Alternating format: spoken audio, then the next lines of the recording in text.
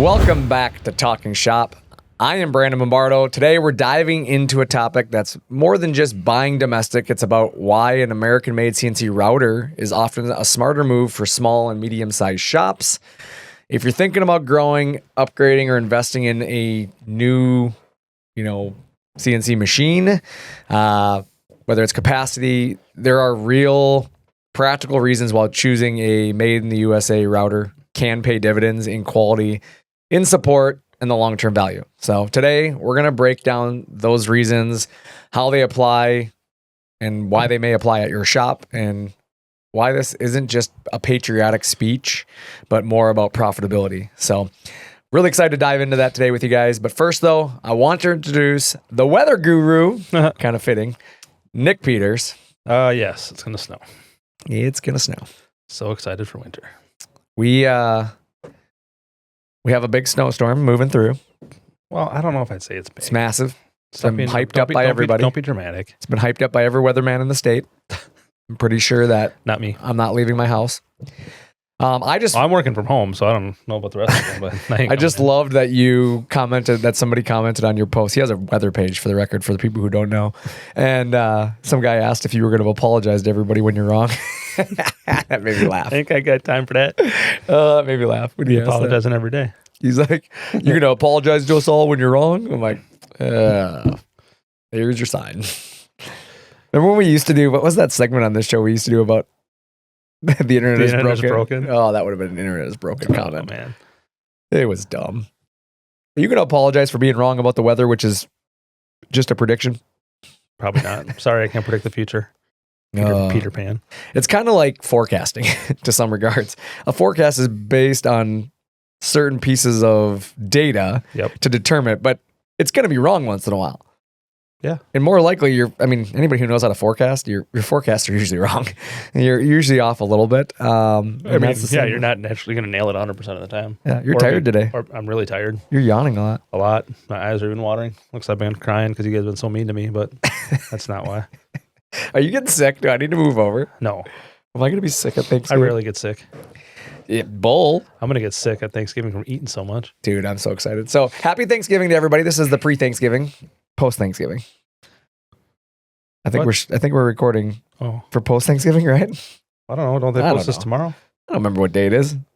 Tuesday. I thought we weren't post. Oh, we are, because we are here. Never mind. Today's only Tuesday.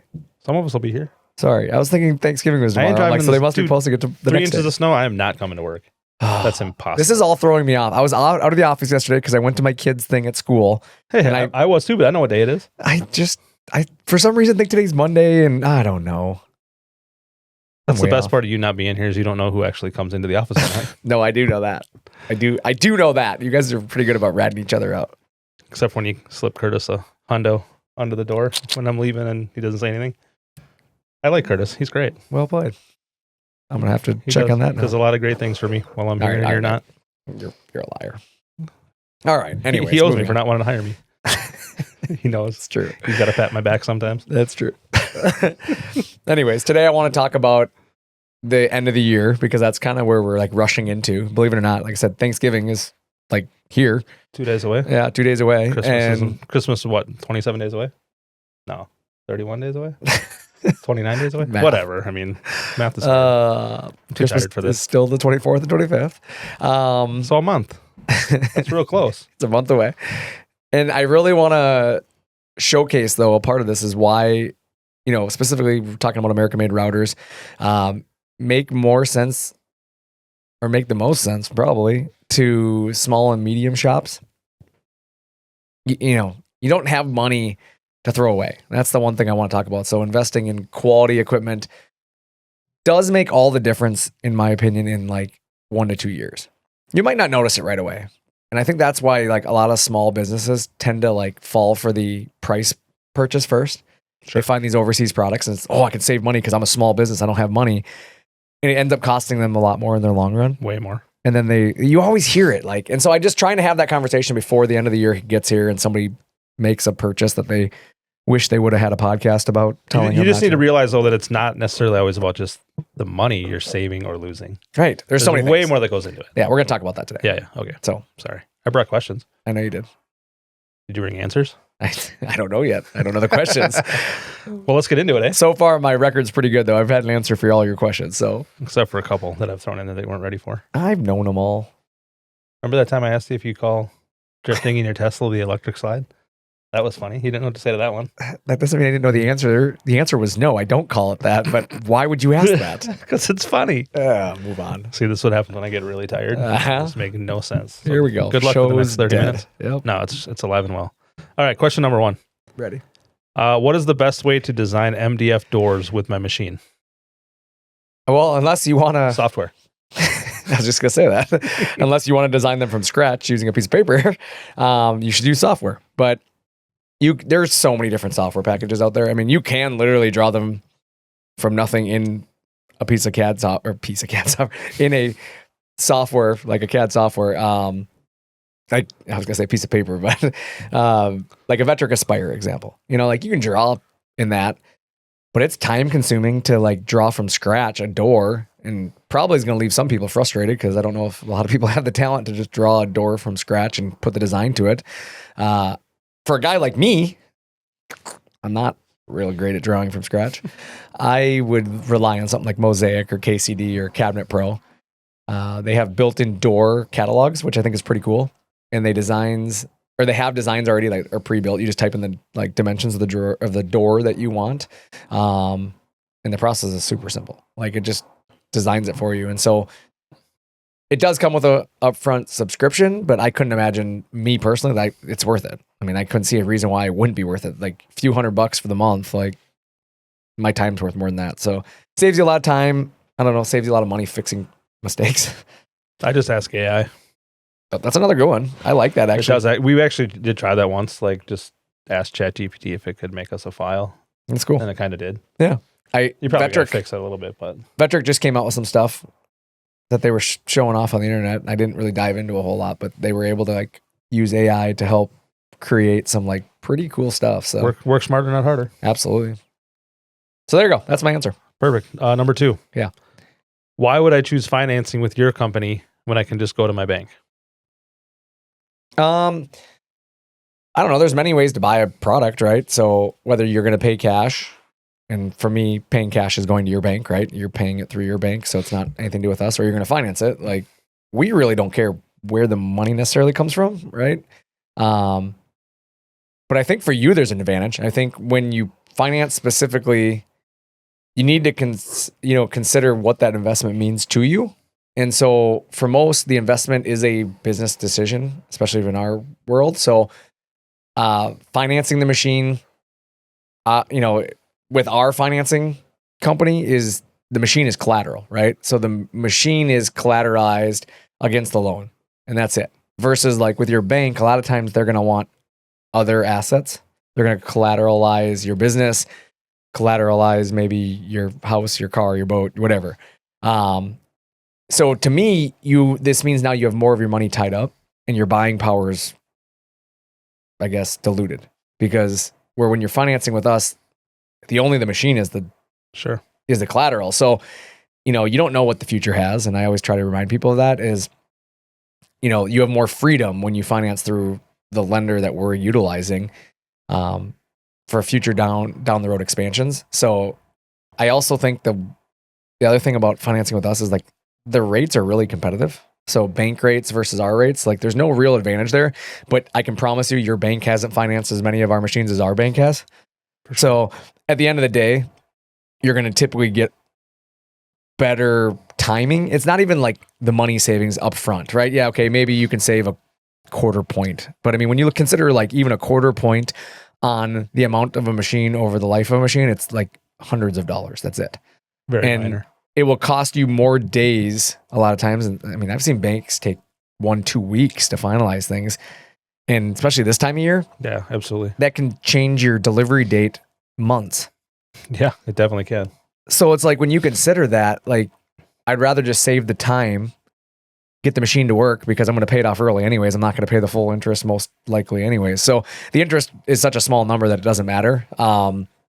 And the thing that I like about like our banks, the reason I would say that, why is another reason not to consider your personal bank is that we have some options for like no money down options, and then like $99 for 6 months. And we got some unique like programs that get put together because of the value of these machines and the way they work and our bank's ability to move them. If you fail, they know they have a buyer. Right. So, I don't know. It gives you time to build revenue with your machine before you're effectively paying for the machine, utilizing some of those programs. So that's why I would say like, it's kind of foolish not to explore our lender. I mean, effectively, kind of what it comes down to is they know the value of our machine to your business. Right. They don't make you jump through a lot of hoops to. They know us. Get to the That's the biggest thing. Like your lender may know you, but like admittedly, they don't know the product. It's a bigger risk to them. You know, they don't know what to do with it if you fail.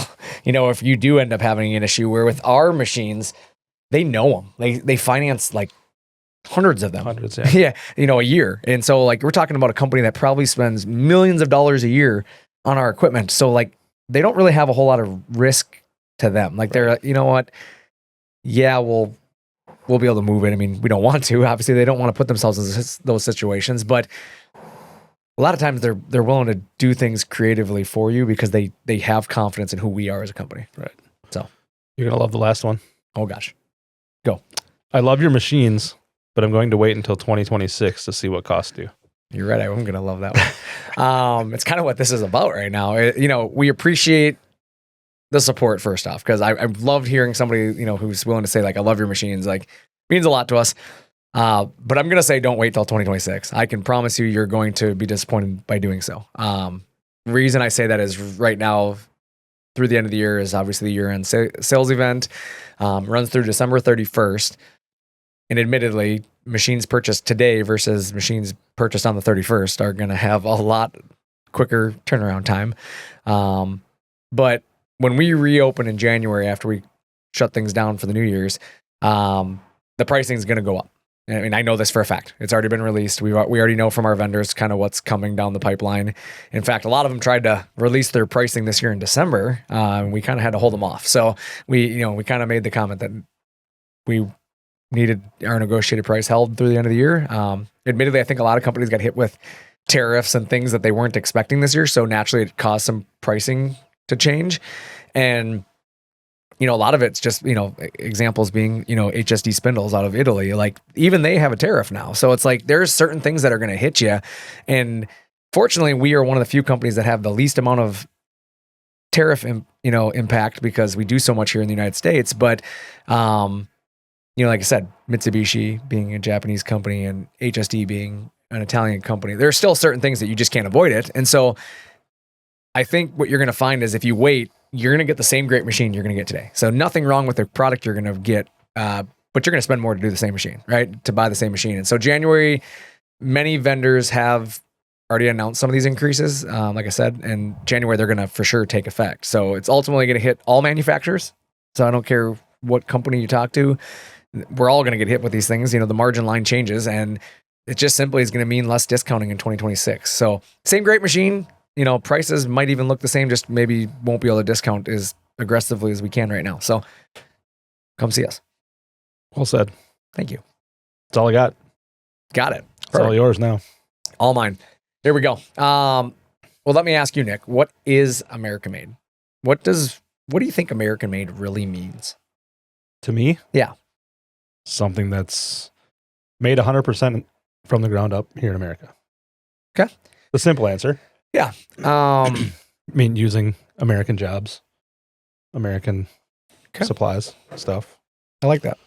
Yeah, I think what American-made really means to me is, what it really stands behind is the high quality of the materials, right? It's many American products, or many American manufacturers source as much as they can from, I don't know, as much of the materials, as much as the components as possible. You know, as an example, like steel, right? The quality of the steel you get, the critical components that they're going to be using locally, right? They try to do as much of that locally, which helps with the quality control and the consistency. And I truly believe that you're going to find that it's the same reason why a lot of our customers choose to build their own product in-house versus outsourcing it, right? Sure. And so when you think about the design and the build standards here in the US, building things here stateside often holds a little bit more rule and regulation, if you will, right? So you have tighter engineering tolerances, you have more rigorous testing depending on the product you're looking at. And, the focus on long-term reliability really is there. I think the third side of it is the support and service, right? You start to think about that. I think a lot of people would think that's where I go first, but I think a lot of it's the hidden stuff on the front end that you just don't see. Yep. Support and service is a product of the first part of it. By having a better product up front, you can give better support. So when your machines or your products are built locally, your service teams are locally, your parts are generally locally, your tech experience or expertise are closer to you, which means, you're going to traditionally see faster responses, more reliable responses, more reliable support. Nobody's perfect. I want to start off there because some person is going to come on in the comment section and be like, well, I get better support. I don't care. Like, I don't want to hear about it. Don't even delete your comment. Like, I don't care. Like, I'm not asking you to tell me how great you got support elsewhere. Like, you can definitely get good support. I'm not saying it doesn't exist, but no product's perfect. Consistently. Yeah, no product's perfect, right? Okay, yeah, everybody's bought an American product and had a problem. Like, it happens. I think nobody's perfect, so eventually one day you're going to need support on everything you buy. And obviously throwaway products, you don't look for the support, you just throw it away. But on big investment, like your cabinets in your home or your sign in your building or your CNC machine, right? Having the product built here is going to show up with a different level of support, right? 100%. And that's going to a lot of times show up one day in the way of support. So accountability for a made in America or made in the USA often comes with stronger customer relationships and better warranty and easier communication. I mean, that's a crazy part of it. Like not having to use WhatsApp and trying to figure out how you're going to communicate with the OEM and honestly hope they respond to you. Right. Because I always ask people, like, do you ever realize that like you put a lot of faith in somebody responding to you? And if somebody just chooses to never call you back or never email you, what are you going to do about it? Especially if they're overseas. What can you do about it? Right. Like, but that's my point. Like now you're just going to be frustrated. You can take to the internet and trash China. They don't care. You know what I'm saying though? That's like, why they're not replying to you. I mean, like they don't care. Right. And I don't know. So like buying American isn't just like some slogan. It's the commitment to the quality, the control, the confidence, that of whatever you're working with every day. It's not just about patriotism, as I said earlier in this episode, but it's certainly, I do want to say it certainly is a part of it for me. If American made didn't mean anything at all, you wouldn't be building your parts or looking for equipment. Absolutely. Yeah. Right? You'd just be outsourcing. Like, so whoever, like, no matter their point, like, oh, I can buy this from over, your customer can too. So why are they buying from you?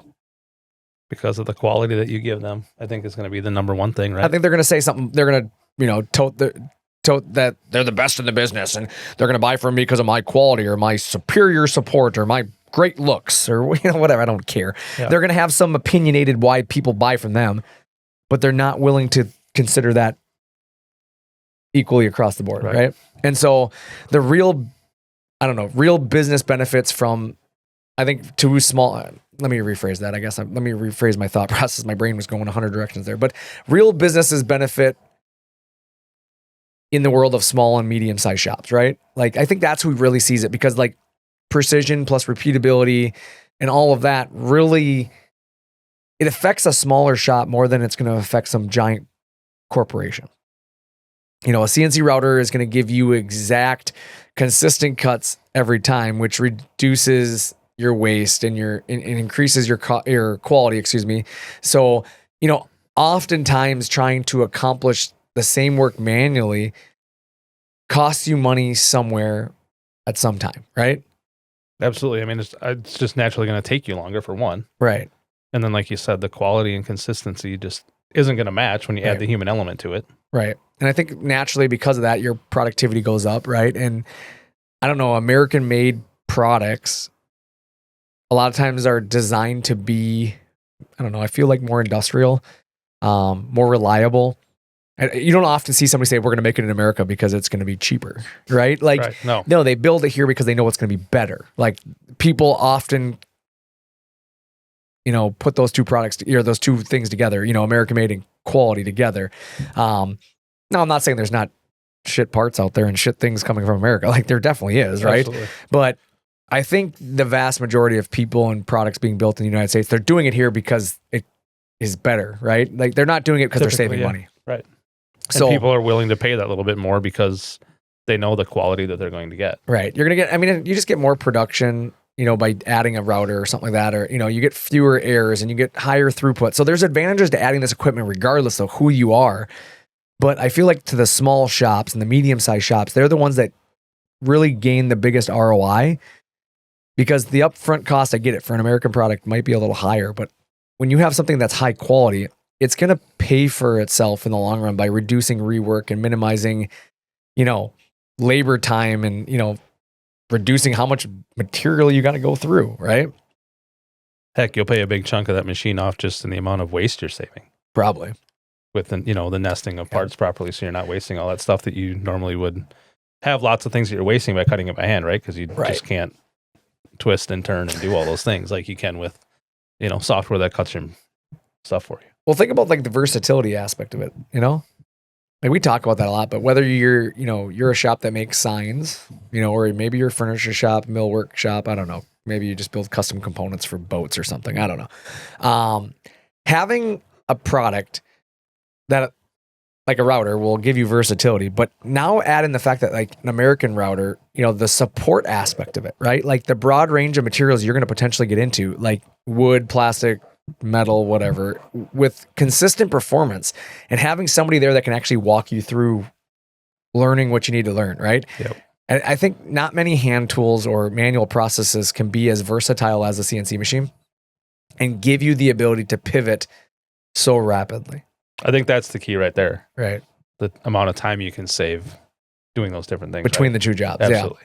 Yeah, I think that's the truth. And like you think about the safety aspect in the labor aspect, like I think, you know, when you think about a CNC router, if you're thinking about next year, like you got to think about like reducing manual processes or errors in your system, you know, improving safety, because anytime you go faster, there's a risk for accidents. Sure.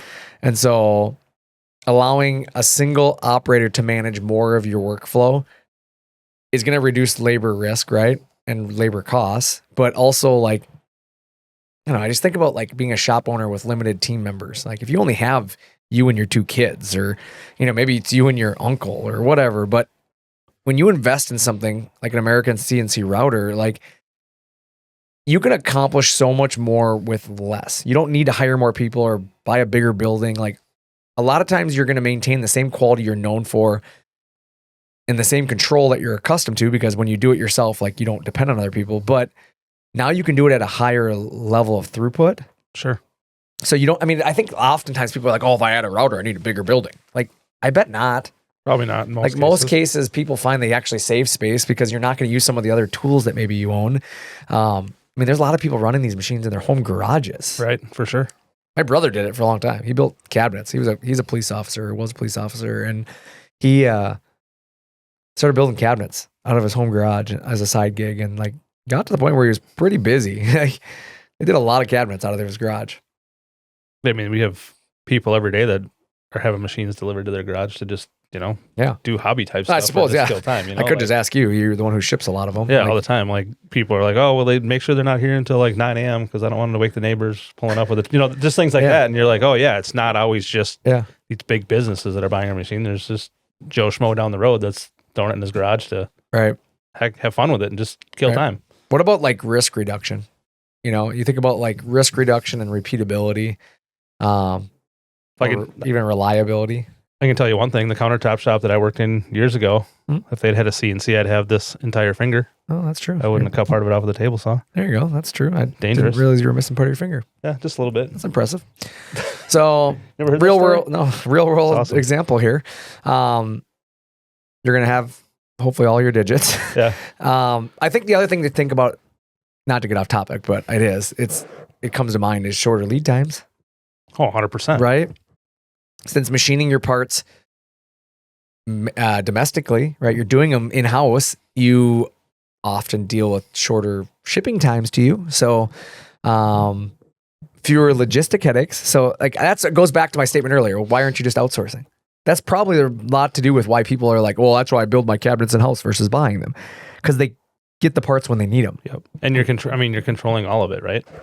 You don't have, there's no outside control like of when is this person going to get it done?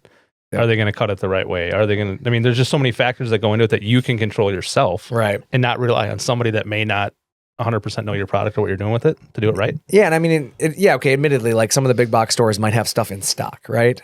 Because they buy it in bulk. Sure.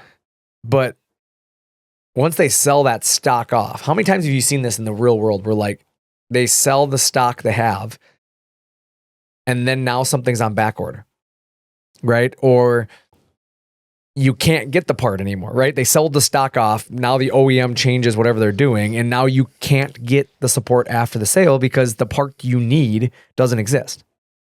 Yeah, then what? Like, I don't know. I'm just throwing it out there. Like, and then you think about like, I don't know, the ease of maintenance because, whatever you're buying, sliding table saw, I don't care, CNC router, sander, whatever. There's some level of maintenance involved in anything you do. And like replacement parts are going to be necessary one day for any tool you buy. So I'd rather have them readily available. I'd rather have my support network working in the same country as me or same time zone as me to help reduce the downtime. I think really any machine within the nice thing is we're centrally located. Yep. So really everybody's within about 2 hours of us, right? Unless you're maybe out in Hawaii. Sure. But otherwise you're pretty much within 2 hours of where we're at, give or take, depending on the time zone, depending on the time of the year, because of daylight savings. But I think that's the big advantage too, is like you're reducing that downtime. You're going to be built for longevity. And who would you rather have to call for parts? Somebody Ghostbusters here in Minnesota who can ship you something out and have it to you within a day or two, or right, a company overseas that may not have what you need, or right. If they do, it's going to take weeks to get to you. True. What's going to be more successful for your business? Right. Just sitting idle for 2 weeks waiting for something, or sitting for a day or two waiting for something? Right. And a lot of these companies that sell overseas products, they always say, "Oh yeah, we stock parts." They don't. Right. They're not going to sit on a bunch of parts. Like that's not a good business model for a company that just sells pass-through products. It might hurt too. Yeah. I don't know. Built. I'm out of here. I'm leaving. I think we're just built for longevity. I think that's the other advantage to American-made. Like you're built for longevity. And you have to think about this like to your customer. If your customer buys cabinets from you and their cabinet starts to have problems, I don't even know. I'm not a cabinet guy, so maybe I'm just being crazy here. But like if they start having problems with their cabinet in a few years, I feel like American products are engineered with the idea of like being able to be supported longer. So you can just like go replace the back if you need to. My kid hangs on the drawer once in a while and I have to yell at him. They do it all the time. Ours do too. And it's when they break something, I can just call the guy up and be like, yeah, my kid's stupid and he broke this. Can you get me and he does. He just gets it for me. So I love that. And like in your CNC machine, it's no different. Like our machines are engineered on a heavy duty frame, right? Which means they're more durable. They have less vibration. They're better repeatability over time. The other thing I love is like when you see people trying to compare apples to oranges, right? And they don't understand what they're really comparing, but they're just regurgitating what they heard from the importer, right? And it's like, there are very different regulations and safety standards that exist, and domestic builders follow a strict US regulation and quality control and give you peace of mind on safety compliance. And I say that because like, consider our fiber laser. This is the one that comes to mind the most, is like, it's a class 4 laser. It's absolutely a class 4 laser and it requires safety enclosure. Like it's proven. Though there's so many import products that don't even like put a closure on their machine. They just sell them and they just tell you to wear glasses. Like literally. And it's like less important to them is your safety than it is their profits, right? Because they know it costs too much money to put the enclosure on there. So I don't know. For me, like when you buy American, you're not just buying a tool. You're investing in a machine that's going to outlast the vast majority of other products. They're going to support your vision. They're going to literally, right? They're going to literally support your vision. But they're going to like, I don't know. They're going to be there when you need them most. That's my biggest thing is like, it's like the State Farm commercials. And I bet they're going to. No, wait, is it State Farm or Allstate? You're in good hands. Allstate. Yeah. But you know what I'm saying? Like it's you like almost did the 6-7. No, I did not. Yes, you did. I was never close. I went like this. And then you put your hand, you almost did. No, not even close. I was ready. I will never do that. Smack. I don't know. For me, that's what I think about when American-made is who's going to be there for me when I need them. Absolutely. And I think too, going back to the how long they're going to last or whatever, it's going to outlast most of your employees, I bet. I bet you're right.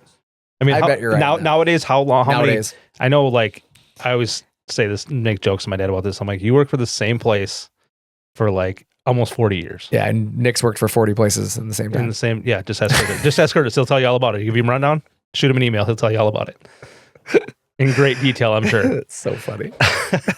But it's true. Perfect. It's perfect full circle moment right? there. It's true, though. I mean, no, I get it. There's so many employees nowadays that don't. There's no loyalty. No, not at all. It's no loyalty. And it's funny because actually I went to a career day yesterday. I told you guys that's why I wasn't here yesterday, but I went to a career day yesterday for my son.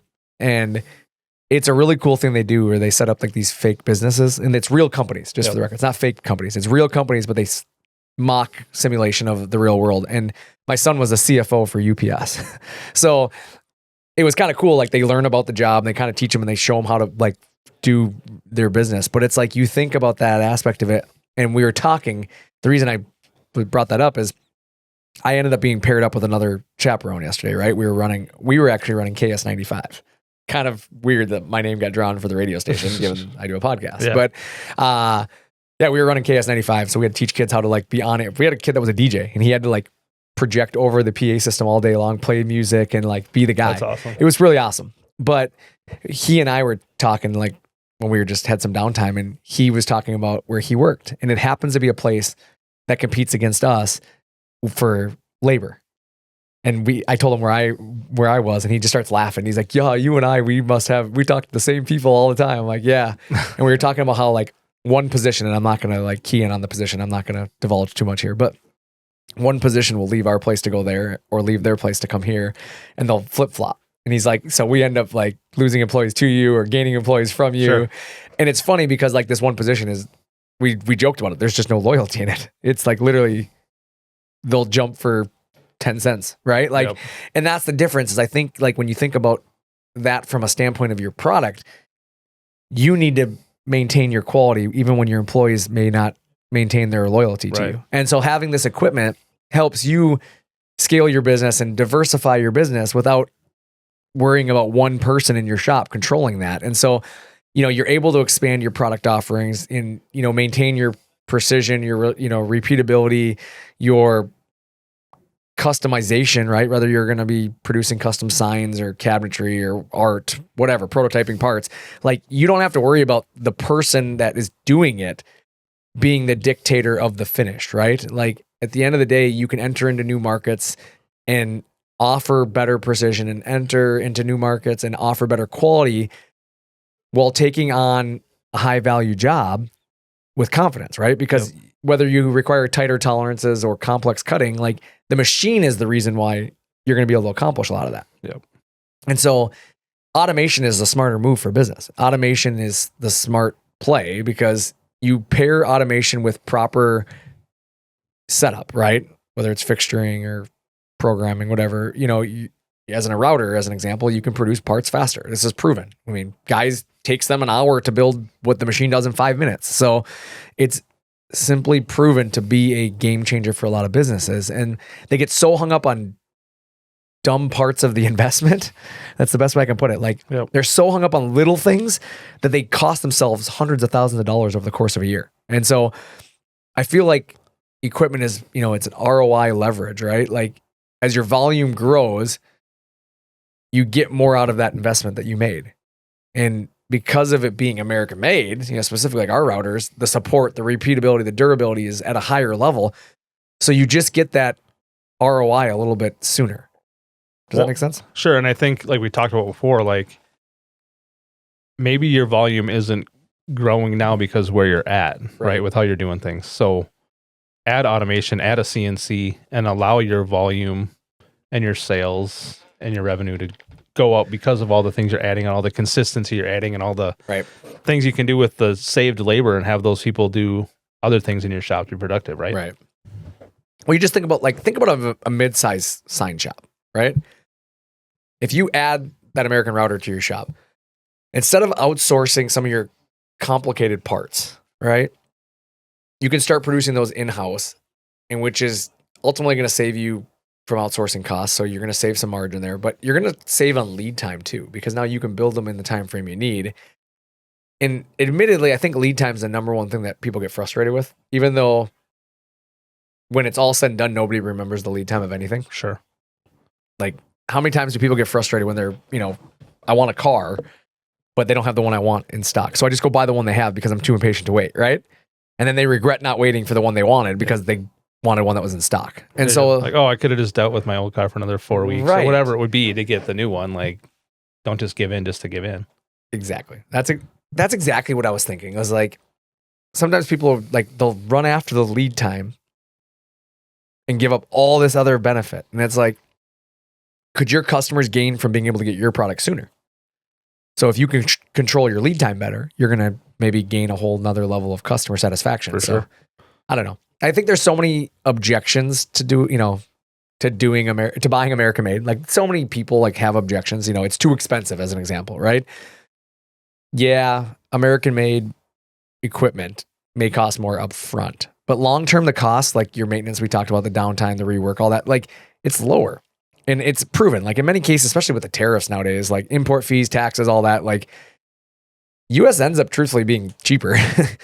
I mean, I think just from the reliability aspect alone, it's worth it. Right. I think. And you add in high quality aspect of the machine, and it gives you leverage to quote higher value work, right? So no, it's not actually more expensive. So that objection is false. And the other thing I hear is I can just import and save money. And it's the most ridiculous thing I've ever heard. Importing and saving money can't be used in the same phrase because that's not reality. The reality is imported equipment specifically may save you on price on initial cost of the product, but did you really save anything? Because it certainly comes with a delay somewhere, whether it's parts later on, whether it's a language barrier when you're trying to learn it, whether it's the questionable quality assurance on it, right? I feel like you can confidently say that the only time you're going to save and come out as ahead is on the initial price. Agreed. The only time. Yep. Because, people who buy cheap import products often find themselves in predicaments later on. And every time. There are thousands of these statements all over the internet, right? We see them. The proof is in the past. It's going to happen to somebody again, right?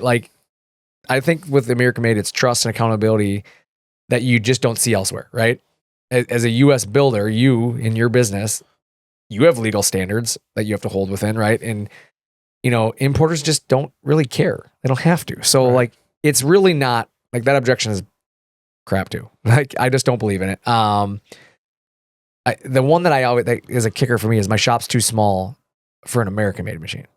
That doesn't make any sense. Right. But people to me just automatically assume that because our machines are heavy duty, right? That they can't fit it in their shop. But the reality is we have these in one-man shops all over the world. Well, and let's be real. If you're going to cut a 4x8 sheet on a table, whether it's American or whatever imported, right, it's going to need to be darn near the same size anyways, right? I mean, to within... You're going to save inches, right? Yeah, you're going to have... Inches isn't going to be... That's not a big deal. Yeah, but I mean, some people, those few inches is what makes their decision. And it's the consistency and the support, I don't know, makes the scaling capabilities without... It makes you have scalable capabilities that maybe without the risk, I guess. So I don't know. Again, to me, too small is a mindset. That's always been my feelings. If you want to grow, you have to do things that actually grow you. And I don't know, being committed to American manufacturing is a part of that, because I don't know, when you think about what we do as a company, we build machines with domestic craftsmanship and the precision engineering we do here in-house and the local support that we do in-house. I mean, you can walk in the door any day and meet any of these positions. I think, sure, there's countless opportunities to buy things overseas, right? And machines are no different. We have countless opportunities. I probably get an endless email every day from somebody who, your friend overseas, trying to sell you something, and it's just I don't know. There's endless opportunities to be just like everyone else, but we stay committed to the value that many of you have trusted us with. And so, I don't know, our machines are designed for shops like you, whether you're a small shop, a medium shop. We build for somebody looking for something that's rugged, accurate, backed by real people, by us. I mean, we're real clowns running around sometimes. Like, it's true. We understand business, right? Like we're not perfect. I don't pretend we are. And, at the end of the day, we make mistakes. I try to own them. I say things on the phone that maybe don't sound polished, right? Because I'm a real human being, right? I'm not Chat GTP. So, but I think people, for the most part, like that. Real people are like real people, right? And so we've seen customers grow their businesses because they choose American made. Like, and we've seen it. And we've seen it time and time again where people say, like, I already bought an import product. And so therefore I've experienced the downtime, I've experienced the rework. I've experienced the customers being pissed because my machine didn't run and I couldn't get the project done. So now like they're benefiting from lower downtimes and less rework and more repeated business, right? So choosing a ShopSabre is more than just a business purchase. It's a partnership, right? In some regards, like we build machineries that grow with you, and like American-made router isn't just, again, that patriotic choice. Although I'm going to say flat out, like I'm super patriotic. My sister was in the military. My father was in the military. So I don't know.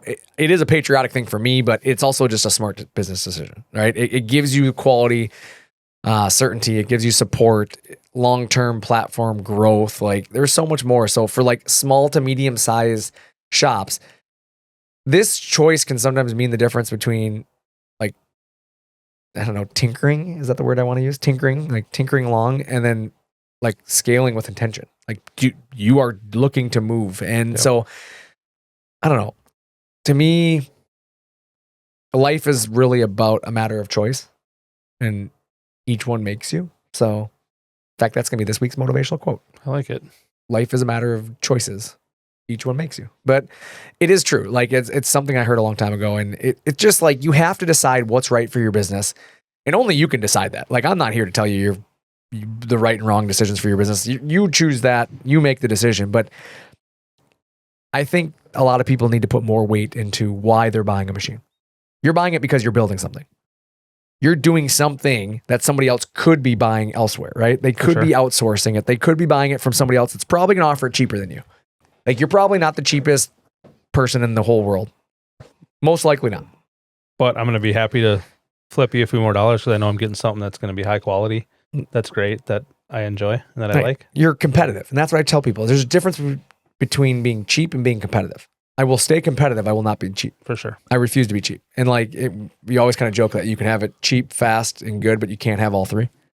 Like you got to choose, right? Yep. And admittedly, I will always choose quality. Like I want something that lasts. I don't want something that's going to break down. I want something that's going to have problems all the time. And I definitely don't want something that nobody's going to support. Like I hate that. I hate having no support. It is like my number one pet peeve when you need something or you need help and there's just nobody to call. Ghostbusters are always there to call. Who are you going to call? I like it. Yeah, I don't know. I don't know. I rambled a lot today. It's okay.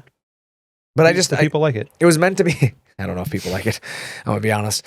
I do think it's meant to be like really to the point. Like this episode is really about ShopSabre and American Made, and it's the end of the year, and like you got to make decisions. Like now is the time to make the decision for next year, and the prices are right. And it's like, yeah, you can go out and buy something cheaper. You can go out and buy something less, but you are getting something cheaper and less, right? You're not getting something that's the same. You aren't truly getting a head-to-head comparison. You are getting something that is of less value. Absolutely. Remember when we started talking about the end of the year in like July and August, and we thought it was so far away? I was just looking at my watch, and now it's like here. November. Jeez, like end of November. We only have a few days left. You start Christmas shopping yet? Done. Yeah, right. Done. Really? True. You're that guy that goes just and buys gift cards for everybody? Nope. Oh. Done. Wow. So your wife's going to do it for you? No. Done. Oh. It's impressive. I really didn't think I was going to get that answer from you. I very much take a lot of pride in my own Christmas shopping. I don't like my wife just doing it all because I don't feel like that's sincere. That's a cheater way out of that. That's fair. I don't feel like I don't have as much pride when somebody opens something up and I'm like, what'd I get you? You know, like, I don't know. Like don't get me wrong. My wife does a lot of Christmas shopping. Sure. She is awesome. She takes care of a lot of the stuff, but her and I really do talk a lot about our gift ideas. And yeah, she'll buy certain ones. I'll go buy different ones. But like, we work together on it as a team. She's buying you a race car again? Maybe. Stay tuned. The kids though, we really do. Like we try to come up with ideas and I've changed my approach this year with the kids. We used to buy them things. And the thing I learned about that is like next year they're going to forget all about those things. And so next year it takes about 2 weeks usually. All right. Well, every year we make our kids donate toys before Christmas. Sure. So that way, one, we have room for whatever we're going to buy them. But two, like you have so much crap. You're so fortunate. You don't need like more. So Absolutely. Like you need to donate some stuff, find out what you can give away. And then we'll see what comes at the end of the year. But this year I took a different approach of let's build memories because toys are going to like break. Things are going to come and go, right? You're going to lose something, but like memories stay with you. They're the core. And like my kids are getting to the age where like, I only got a handful of years left before like, Dad's not cool anymore. Yep. And I want to go drive around with my buddies, or I want to go, drag my girlfriend off to the movies or whatever. Right. And I'm like, I need to like really embrace the next 4 years with these kids. And so, yeah, we're doing memory stuff this year. Like everything's about like, I'm taking them to the World Juniors. That's sick. Yeah, I'm pretty excited about that. So we're going to go to the World Juniors hockey game. Obviously it's in Minnesota, so I don't have to go anywhere. Yeah. But like, it's cool. Like to be able to say we went and saw the World Juniors. And it was cool because me and another hockey family, me and the dad from that family, we talked about it and we're like, okay, you get your boys and I'll get my boys. And so we're going to both do the same thing. And it's just going to be like us dads doing this. Yeah. So it's kind of cool. Hopefully my kids aren't listening to this. That would suck. I just thought about that. They don't listen to this show. That might surprise us. It comes up on the iTunes store as R-rated, so they can't get it. That's true. So that's fine. That's good. I bought a Christmas present yesterday, and I just thought of it when you said that. That's funny. See? Give yourself some credit. See, and I didn't even tell anybody about it, so now I can use it as a Christmas present. I would just bought them because I won a lottery for the Cosmic Baseball Tour that's coming. We did too. Yeah. I was just going to say that. That's the other thing that we did. That's what I got yesterday. Which date are you going? There's only one, like July 11th. Yeah, we're okay. There's only one. Oh, is it only one date? Yeah. I didn't know. Yeah, well, we're going to that too. Pretty pumped about that. In case my kids are listening, I'm selling the tickets because I don't want to see Brandon outside of work. I was just going to do the same thing. I just listed mine on Craigslist. They're gone. No, well, I lost half my money, but that's fine. Yeah, it looked pretty cool though. Like it does look cool, yeah. It reminded me a lot of like the Savannah Bananas, like all of that, you know, the hype. Yeah. But it's like, from what I could see, it was only 2 teams. Yeah. Like there's nobody else. Yeah, weirdness. Yeah. So I don't know. I'm excited about it. It seemed fun. It'll be dark with just black. But that's what we did last year. That's what I was going to bring up is like we did the Savannah Bananas last year. Yep. And best time. It's fun. Yeah. I don't know if you knew this, but when we brought my kids to the Savannah Bananas last year. I got randomly selected to do a TikTok challenge on the middle of the field. Yeah, I was so nervous. And my kid, I swear to you, turns and looks at me and he's like, "It's for the memories, Dad." Got him. So that's why I did it. I went out there and did it, and I lost to 11-year-old girls in a TikTok challenge. So it was fun. In front of a whole baseball field full of people. The kids will be telling you about it till the day you're 85. Oh, it was awesome. They still talk about it. Remember that time in 2025 when TikTok was cool? Right. Dad, remember the time those 2 girls embarrassed you in the middle of a baseball field? Yep, remember it. Yep. It was pretty awesome. That's funny. So, anyways, we got off topic, but I mean, it's really about that. Like, that's the big side of it is it's, these stories. It's the families that exist behind the scenes. It's Nick and your family and the people in the back. And there is a whole lot more that goes into the build quality at ShopSabre because these stories exist. And it's the same reason your business exists and the same reason your family founded the business you're in and how you're getting to the next step. It's building that dream. And so hopefully you'll just consider that as you move forward with your business decision. But, as always, you've been listening to Talkin Shop. Until next time, keep building smarter, invest wisely. It's a big part of your business and getting to where you need to go. Move with a purpose. That's the big thing I can tell people. So with that, I'm Brandon. And I'm Nick. Thanks for tuning in to Talkin Shop with ShopSabre. We'll catch you in the next episode.